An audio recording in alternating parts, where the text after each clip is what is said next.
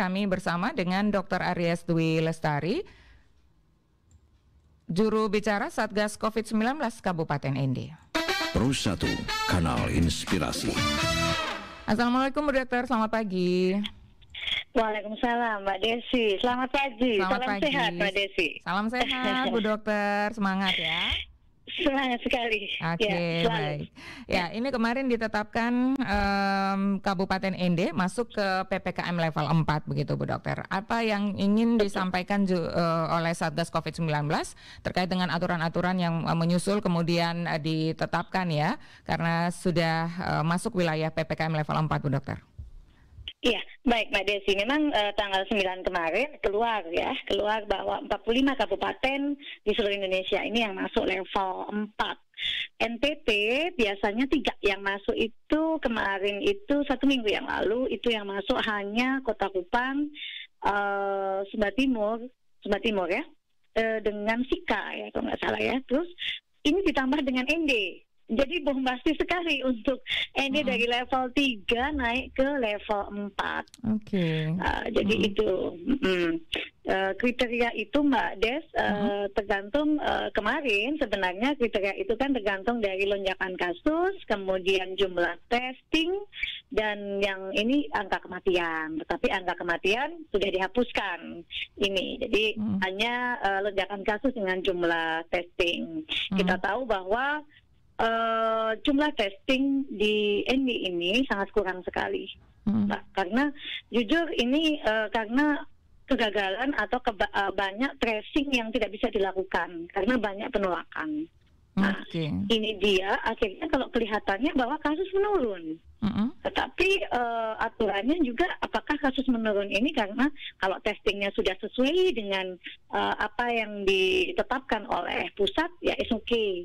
Tapi kalau karena turunnya karena memang tracingnya ini sedikit sekali orang yang mau di tracing, itu menjadi pertimbangan pusat bahwa kita akan menjadikan level 4 karena nggak mau di tracing. Kita tahu misalnya tanggal berapa tanggal 9 kemarin saya lihat harusnya tracingnya sekitar 315, tapi apa boleh dikata yang bisa di tracing hanya 33 orang, artinya hanya 11%. Dan ini karena masyarakat cenderung untuk ketakutan Mbak Desi, untuk ketakutan sekali untuk di tracing sehingga takut positif, takut dibawa ke isolasi terpusat. Sebenarnya ke isolasi terpusat itu kan untuk bukan menyembuhkan juga, tetapi untuk memutuskan rantai penyebaran ini sehingga tidak semakin menyebar kemana-mana. Terus dan yang paling penting sebenarnya sedini mungkin untuk dideteksi sehingga tidak terlambat dalam penanganan. Kita tahu kematiannya tinggi dikarenakan datangnya ke rumah sakit juga sudah benar-benar sudah level-level tahap-tahap yang akhir dengan level saturasi oksigen sudah 16%, 30%, 41%, yang notabene memang tidak bisa lagi begitu Mbak. Jadi mungkin saya langsung ke Imendagri ya Mbak ya. Iya. Instruksi Menteri Dalam Negeri nomor 30 tahun 2021 tentang pemberlakuan pembatasan kegiatan masyarakat level 4 coronavirus disease di wilayah Sumatera, Kalimantan, Sulawesi, Nusa Tenggara, dan Papua. Memang ini dibedakan Mbak antara Jawa Bali dan non Jawa Bali atau di luar Jawa dan Bali. Ya, ada perbedaan apa saja ini? Ada perbedaan. Jadi kayak contohnya ini yang paling gampang saja diingat itu tempat ibadah. Tempat ibadah itu 25% sama, tetapi di Jawa Bali itu hanya maksimal 20 orang, tapi kita sampai 30 orang. Jadi banyak ada penerapan. Kalau dulu begitu zona merah ditutup Mbak tempat ibadah. Sekarang sudah lega walaupun level 4 masih bisa. Jadi di level 4 ini Mbak, di dalam Inmendagri ini dikatakan jelas yang pertama itu pelaksanaan belajar mengajar di satuan pendidikan dilakukan melalui pembelajaran jarak jauh. Tidak ada yang boleh tatap muka. Nah ini saya lihat masih ada beberapa yang tatap muka, kemarin sudah diperingatkan sama Bapak Bupati. Kemudian yang non esensial itu WFH, tetapi yang esensial seperti keuangan, perbankan itu masih bisa dengan beroperasi 50%. Nah jadi itu. Kemudian ini yang kita inikan saja Mbak ya, yang memang banyak sekali aturannya, tapi yang penting-penting saja ya. Terus kemudian kalau yang esensial sektor pemerintahan yang memberikan pelayanan publik itu yang tidak bisa ya, misalnya mungkin pelayanan publik itu ya banyak ya kayak Dukcapil begitu ya, diberlakukan 25% maksimal stafnya bekerja. Itu ada, jadi tetap bisa bekerja, tetapi memang diatur berapa persen begitu. Untuk yang kritikal seperti kesehatan, keamanan itu, nah inisialnya kami yang di kesehatan, memang ini pandemiknya kami ya Mbak, itu 100%. Oh itu tetap 100%. Harus masuk stafnya tanpa pengecualian. Ini, nah itu. Jadi keamanan, kesehatan itu nggak boleh berhenti, ya boleh 100%. Kemudian kayak logistik, pupuk, semen, begitu ya, itu masih bisa dengan 100%, tapi dengan untuk administrasinya cuma 25%. Tetapi untuk pasar tradisional, pedagang kaki lima, tuku kelontong, gunting rambut, laundry, itu masih bisa, Mbak. Masih bisa buka dengan protokol kesehatan ketat. Jadi pasar tetap buka walaupun level 4. Itu ada. Tidak ada batasan waktu operasionalnya? Tidak. Ini kalau di Inmendagri memang tidak diatur, tetapi diserahkan nanti pengaturannya ke daerah masing-masing. Kalau untuk yang pasar tradisional, tetapi untuk supermarket, pasar swalayan itu dibatasi jam operasional sampai jam 8. Baik. Untuk kemudian pengunjungnya juga hanya 50%. Nah, ini yang paling penting yang terakhir, Mbak, itu warung. Ya, warteg, pedagang kaki lima itu masih bisa juga, tapi dengan protokol kesehatan ketat. Terus rumah makan, kafe dengan skala kecil yang lokasinya sendirian itu bisa 25%, Mbak. Pengunjungnya masih bisa. Terus kemudian yang dalam skala besar kayak restoran yang di mall-mall itu nggak boleh makan di tempat, tetapi boleh take away, jadi dibungkus, itu masih bisa. Begitu Mbak. Dan juga ini kegiatan seni budaya, olahraga, dan sosial kemasyarakatan itu juga ditutup sementara. Ini berhubungan dengan nanti kebijakan Bapak Bupati untuk membatalkan acara Tagakamba, ritual Tagakamba yang biasa kita lakukan, yang mengumpulkan musolaki dan seluruh pemuka agama menjelang 17 Agustus. Itu kemarin dibatalkan karena adanya pemberlakuan level 4 ini. Jadi pembatalan ini bukan desakan dari pihak manapun, tetapi memang waktu ditetapkan di level 4 ini memang untuk budaya, ya kegiatan seni budaya itu memang tidak boleh dilakukan. Jadi karena alasan aturan, maka dibatalkan ini acara. Tetapi untuk rapat dengan musolaki, untuk memutuskan rantai COVID-19 ini tetap dilakukan oleh Bapak Bupati, dan rencananya ada di ruang Garuda, itu tetap dilakukan tapi protokol kesehatan ketat. Begitu, Mbak. Baik. Itu beberapa aturan yang ditetapkan ya menyusul ini ND masuk PPKM level 4 begitu.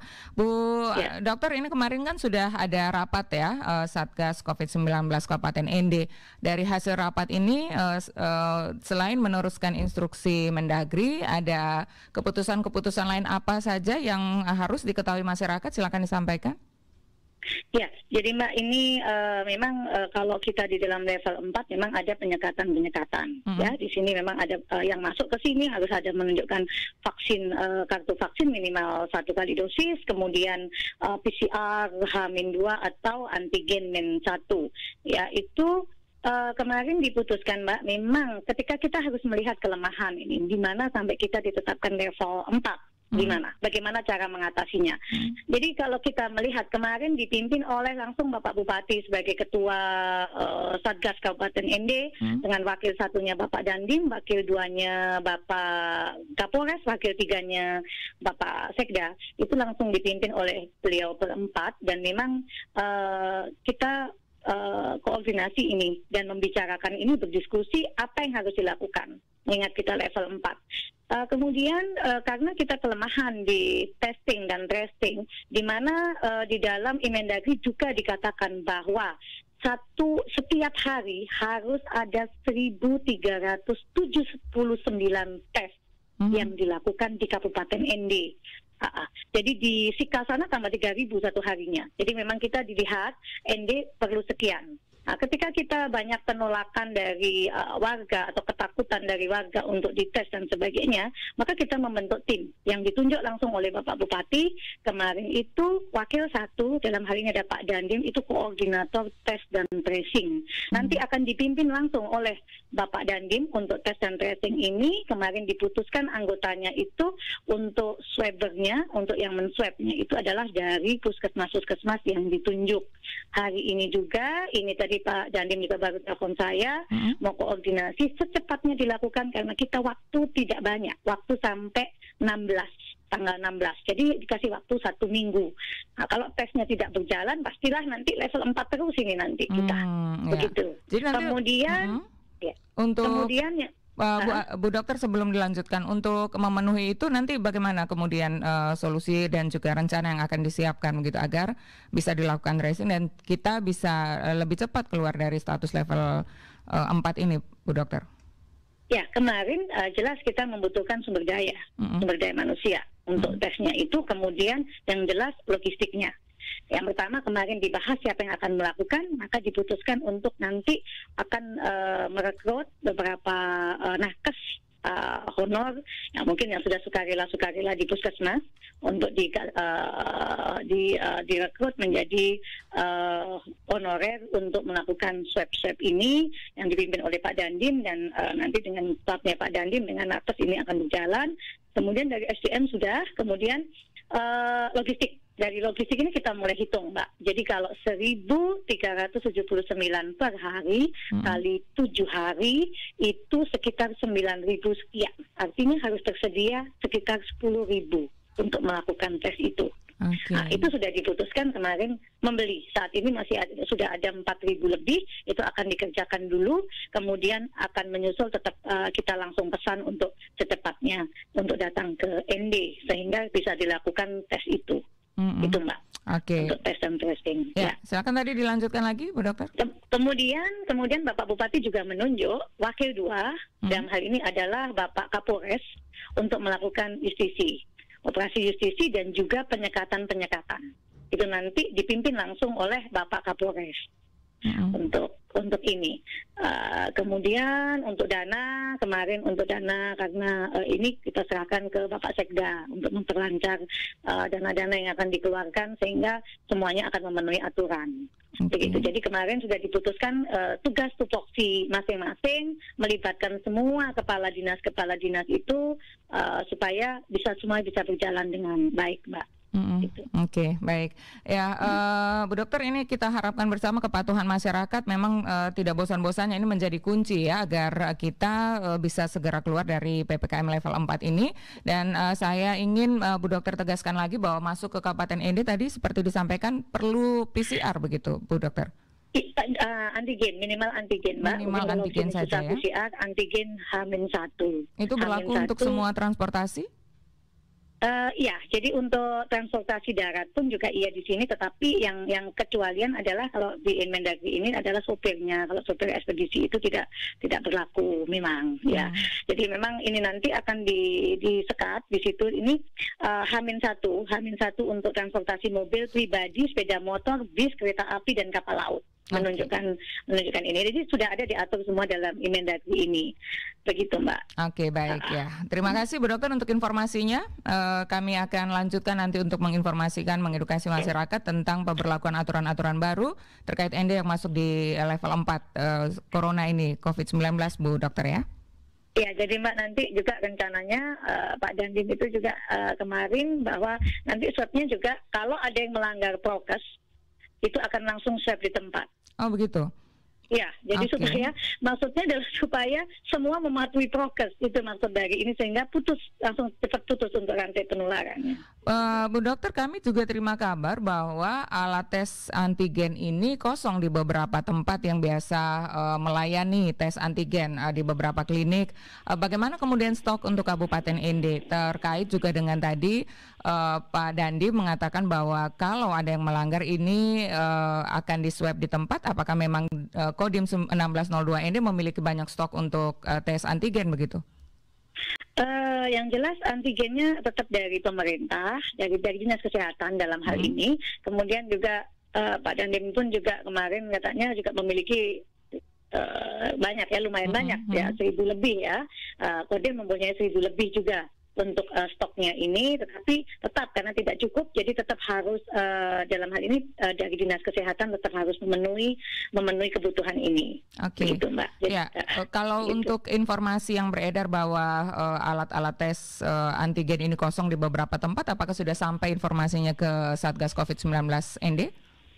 Ya, saya sendiri yang sudah menghubungi beberapa distributor, Mbak. Salah satunya distributor yang disalurkan ke Kupang itu ada, Mbak. Jadi kemarin saya sempat menghubungi tiga distributor yang ada di Kupang itu, dan tiga-tiganya siap sebenarnya kalau dibutuhkan mengirimkan secepatnya ke ND bisa. Jadi masih lumayan. Kalau yang benar-benar habis itu, Mbak, yang sebenarnya antigen masih gampang. Tidak, ini masih saya bisa menghubungi, masih ada beberapa stok itu masih ready, tapi yang paling sulit sekarang obat antivirus yang injeksi itu rebutan di seluruh Indonesia. Itu yang agak mengkhawatirkan memang. Dan ya saya sampaikan juga, Mbak, ini ND kemarin kami mendapat telepon dari provinsi. Memang saya ini kan karena dapat oksigen konsentrator atau mesin penghasil oksigen yang portable, Mbak, yang bisa untuk pasien, itu mendapatkan 100 buah dari Bapak Jokowi untuk NTT. Kebetulan kemarin ND sama provinsi kemarin saya sudah ini meminta untuk paling tidak 10 untuk diturunkan ke ND. Jadi lumayan. Baik, kita bersyukur ya Bu Dokter ini dapat bantuan lagi dari Pak Presiden, walaupun sebelumnya sempat dapat teguran keras. Mungkin juga dari dampak itu kita mendapatkan jatah juga. Ini kita bersyukur, dan tetap saja kita meminta partisipasi seluruh masyarakat Kabupaten ND ini ya, untuk sama-sama memerangi COVID-19. Terima kasih Bu Dokter sudah bersama Pro 1 RRI pagi ini. Ya, baik Mbak Desi. Selamat bertugas kembali. Salam sehat, semangat. Dr. Aries Dwi Lestari, Jubir Satgas COVID-19 Kabupaten ND. Pro 1, Kanal Inspirasi.